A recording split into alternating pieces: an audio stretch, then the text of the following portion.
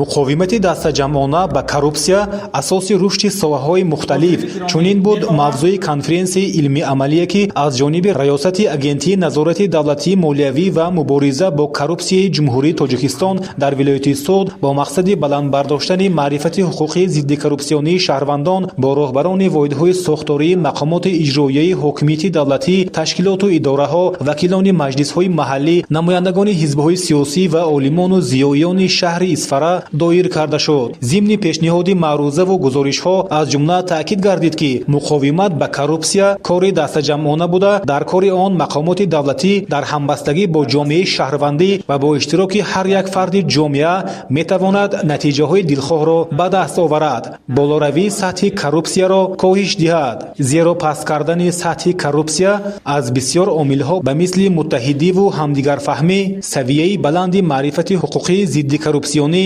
шуурнокӣ ва фаъолнокии ҳар як фарди ҷомеа ва сатҳи воқеии зиндагӣ вобастагӣ дорад. ва хотири пеши роҳи ин падидаи номатлубро гирифтан имрӯз мо ин чорабиниро баргузор кардем ва он иштирокчиёни конференсе ки ҳамчун субъекти дар муқовимат ба коррупсия иштироккунанда маҳсуб меёфтанд андешаҳои моро ҷонибдорӣ карда ва худ дар бораи роҳу усулҳои пешгирии коррупсия чӣ аз ҷониби намояндаи шӯъбаи маорифи шаҳри Исфара чӣ дигар фаъолони шаҳри Исфара андеша рондан вобаста ба паст кардани сатҳи коррупсия.